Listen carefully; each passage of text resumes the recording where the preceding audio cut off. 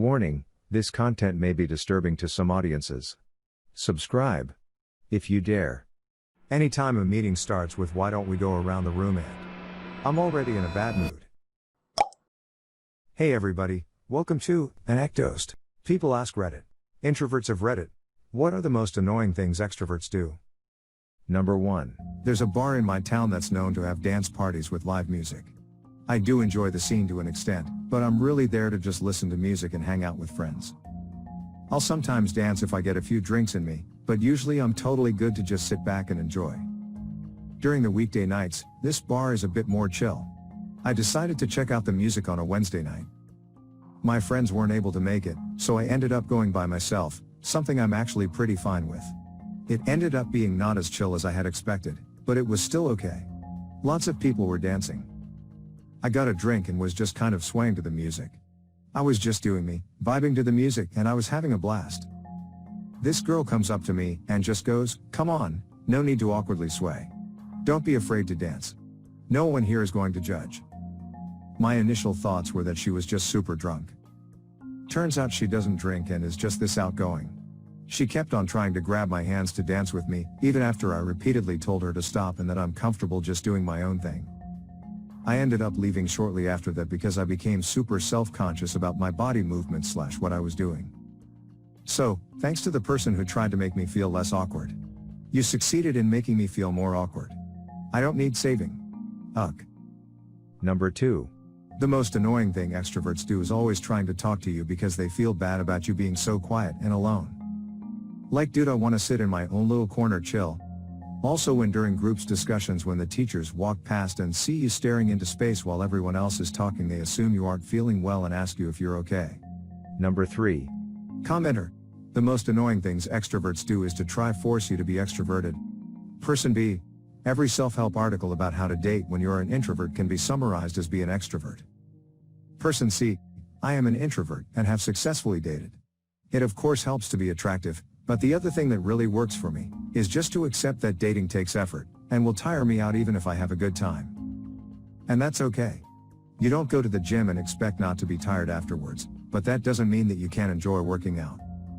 Person D. Agreed, I am a serious introvert, but my life would be way less fulfilling and way less rich with great life experiences in the realm of friends, partying, girls, etc. if I hadn't made a conscious effort get good at behaving in a more extroverted manner enough of the time to have the experiences I want to be a part of my life. Obviously, different people have different priorities, and it isn't something that will work or be possible for everyone. But I hate to think of someone just being like, I'm an introvert, and therefore I need to accept that I will never have the experience of being a charismatic, fun person who is good with people and the opposite sex, and not even trying to make those things happen, if that is something they would like in their life. In terms of dating, it is nice to find someone, as I have been fortunate enough to, who is on the same page in terms of being an introvert, who also likes to sometimes be social, party, etc. But I wouldn't have found that person if at the time that we met I hadn't been making a real effort to be outgoing and fun and so on. Person E. I think the big thing is people assume introvert equals poor people skills. There are a lot of introverts that are super fun and cool people that can talk and do whatever, and plenty of extroverts that are awkward and get anxious in social situations. The difference is whether you become drained or energized when doing it. Number 4. Commenter. The most annoying thing extroverts do is interrupting. This is true especially when talking over a quiet person who doesn't speak as often. Person B. This is why I don't speak as often around certain people. I know you're just going to talk over me anyway, what good is it for me to talk at all? Number 5. Commenter. Call out quiet people. Sometimes they're introverted, sometimes they have a lot on their mind, but they would probably be talking if they wanted to be. Not to be confused with kindly approaching someone who's alone to be friendly or some motive of inclusion. This is more the loudly and belligerently pointing out that X is being too quiet for your taste. Person B. Glad this is at the top. My friend had a 30th B-day party and I met some of her other friends, including another couple she and her husband have known since college. They were talking college basketball the entire time. I'm not into it at all, so I had very little to say. The husband of the other couple said, "Why are you being so quiet?" Really loud in front of everyone. I was so embarrassed. I already felt so out of place. I am introverted, but I was also in a situation where I knew only 2 people and they were discussing a passion I didn't share and had zero knowledge about. Says a lot more about that person that they become uncomfortable when you're quiet than it does about the quiet person. Number 6. Commenter. When they wouldn't leave me alone even though I've made it very clear that I am not in the mood to talk or do anything with them. Person B. The problem is, they don't even understand your needs. They need time and attention, and they don't consider what you're doing to be anything worthwhile. So they think you're just withholding your attention from them because you're rude or you dislike them. I've tried to be candid with extroverts and say, you know you're asking me to give up my 1/2 hour of free time today just to pay attention to you. And they never get it. They consider me to be not doing anything unless I'm hanging around with people. Number 7. Commenter. Invite more people over without telling you first and you're notified by their walking through the door. The more the merrier, right? Wrong. Person B. That happens all the effing time with one of my friends. I'm like, alright, I'll meet you there, and as I'm taking the train there, he's like, there's 3 of my friends coming, all of whom I've never effing met. I just sit there and don't say anything while he and his friends talk. When it's just the 2 of us, it's great, but when his other friends come, I get very uncomfortable. Person C. Yes, I have a friend who does this. We don't catch up very often as she doesn't live in the same town as me anymore, and when she comes to visit as a way of saving time, she'll set up a coffee date with several people she wants to see at the same time, so it ends up being me, her and 1 or more people I've never met. She never tells me in advance that someone else is coming. For C on E, I have a friend that does this too. I've repeatedly told her that meeting new people exhausts me both physically and emotionally, but she keeps doing it. The last few times, I've walked into the diner where we usually meet, seen the 4 or 5 people she's invited. I lock eyes with her, remain emotionless, and just turn around and leave. The last time, the hostess came up while I was staring her down, and asked if I was meeting someone. I said, quite loudly, that I was, but the person I was meeting has no concept of manners or consent. Turned and left. Haven't seen or heard from her in 9 months. That's okay. When having friends stresses you out, those people aren't your friends. They are the cause of your anxiety. Number 8. Commenter. The most annoying thing extroverts do is not understand my introversion. I once had a therapist. I told her that I like to spend my free time by myself. But in the workplace you will be expected to work with others. Yeah, I know, I work with others just fine. But you just said you like to be alone? Correct. But how can you work with others if you like to be alone?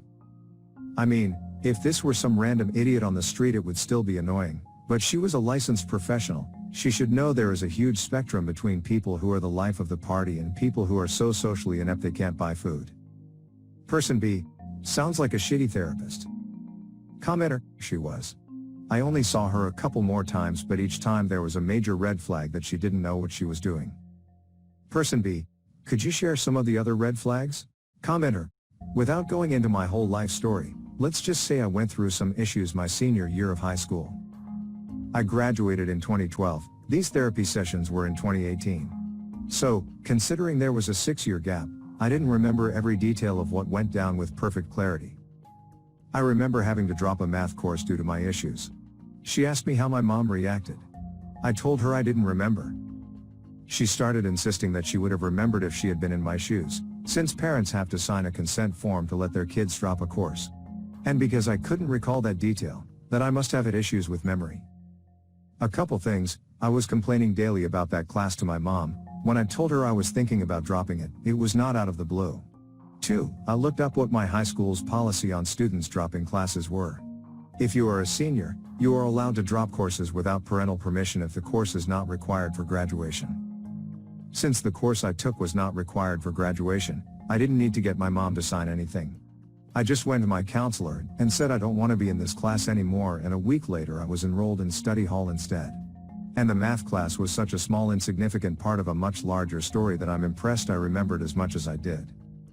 I want to clarify that my issue wasn't, I had to drop a math course. My issue was a ton of shit happened to me at once when I was 18 that I didn't know how to emotionally handle, which resulted in me not spending as much effort on my schoolwork as I would have wanted to, which resulted in me dropping a math course. That math thing was so irrelevant to the larger issue, and she was asking me to recount this with picture-perfect clarity, then concluding I had Alzheimer's or something when I couldn't give every detail. Another one is that she started insisting I was gay and in denial about it because I wasn't interested in dating any of the girls at my local community college. Not being interested in a few specific people does not mean you reject an entire gender. Number 9. Commenter. Once in class I was just sitting there staring at the wall in front of me because class was boring. I actually was so deep in my mind that I didn't even notice what happened around me. At a certain point a girl in class had to go to the board. The board is basically 1 foot to the left where I was staring at the wall, to write something down. I didn't even notice that. Then like randomly a friend of mine jokingly yelled out loud, "Hey EVA. 0201, what the F are you looking at?" After his question I still didn't get what he meant and went back to doing nothing. After class some people looked at me in a kinda grossed out way and I asked my friend who sits next to me what happened, and he told me that my other friend tried to jokingly imply that I'd be looking at the girl's ass. Well, some people didn't get the joke and I felt kind of bad the rest of the week since I thought that everybody thought that I was a pervert. Moral of the story, don't look at walls next to the board. Person B, like you I stare into space when I'm thinking hard, and sometimes when I return to the planet I realize there's an uncomfortable looking person right in my stare space. Hey, I was already using that spot, no one made you go stand there. Number 10. Commenter. Extroverts in charge of work activities who absolutely insist you must have icebreakers every time. Person B. I hate icebreakers. Anytime a meeting starts with "why don't we go around the room and..." I'm already in a bad mood. Person C. I'm personally fine with them as long as there's a set script, name, thing you do at work, team you're on, stuff like that. It's when you get the shit like "why don't you tell us a little bit about yourself" that I'm like, no god hi why. Person D. I think it's fair to call those ironic, since everyone is so busy thinking of what they will say that no one ends up actually listening or retaining what other people are saying. So 25 people say their names and no one really remembers any of them. Maybe you remember the hot girl/guy's name or something, but that's about it, just being real here. You could just have everyone write their names on some dry erase plaque and put it in front of them on the table when they sit down and it'd be way more effective at people learning names. One thing I've learned about office environments is that there's a lot of stuff that's done despite it being rather unintelligent. It's just done that way since people are emulating what they've experienced in the past. They've been in meetings where they were asked to say their name, position, etc., so then when the time comes for them to run a meeting they just copy that plan without thinking of whether or not it's productive. Person E. Anytime a meeting starts. That's when I'm in a bad mood. And yes, I'm an introvert. Make sure to share your personal story in the comments below and have the opportunity to be featured in a future video. Also, if you like these topics don't forget to like, subscribe, and hit the notification button to continue seeing more content like this every day. See you next time.